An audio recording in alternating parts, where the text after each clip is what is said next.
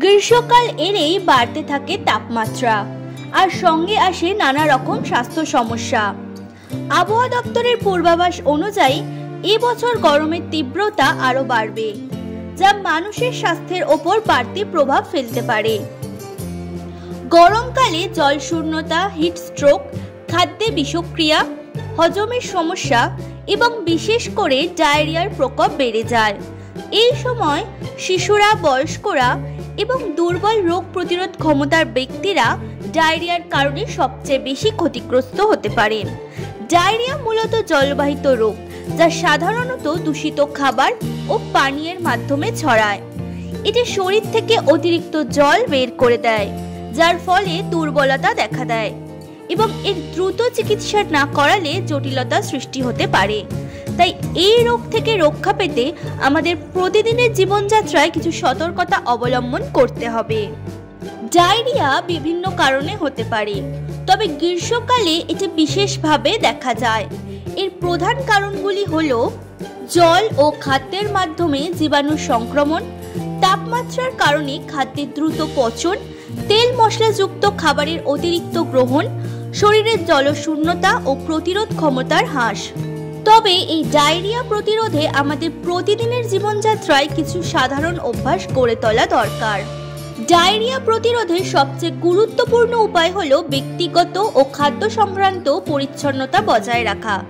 খাওয়ার আগে ও টয়লেট ব্যবহারের পর ভালোভাবে সাবান দিয়ে হাত ধুতে হবে।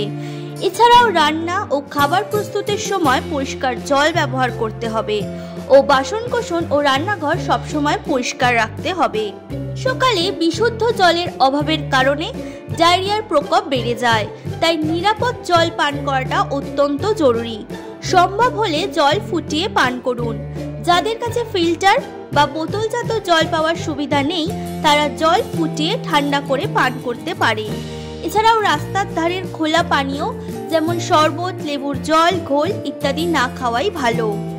গরমের সময় স্বাস্থ্যকর খাদ্যাভ্যাস ডায়রিয়া প্রতিরোধে গুরুত্বপূর্ণ ভূমিকা পালন করে। গরমকালে গরম খাবার খাবার চেষ্টা করুন, কারণ ঠান্ডা খাবারে ব্যাকটেরিয়া বেশি জন্মাতে পারে। এছাড়াও তেল মশলাযুক্ত ভাজা জাতীয় খাবার এছাড়া বাইরের খাবার যতটা সম্ভব এড়িয়ে চলুন।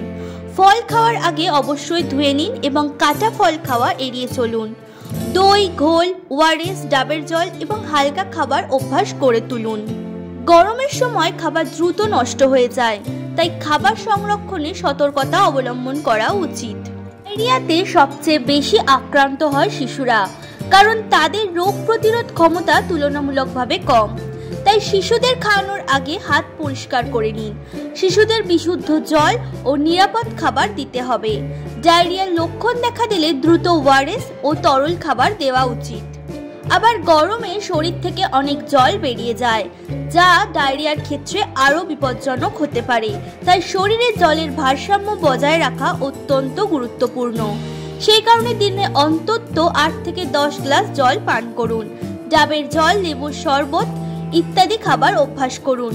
কৃত্রিম রং ও রাসায়নিকযুক্ত পানীয় এড়িয়ে চলুন। গরমকালে ডায়রিয়ার ঝুঁকি বেশি থাকে, তবে সচেতনতা ও সতর্কতা অবলম্বন করলে এই রোগ সহজেই প্রতিরোধ করা সম্ভব। ব্যক্তিগত ও খাদ্য সংক্রান্ত পরিচ্ছন্নতা, নিরাপদ জল ও স্বাস্থ্যকর খাদ্যাভ্যাস মেনে চললে ডায়রিয়ার প্রকোপ অনেকটাই কমানো যায়।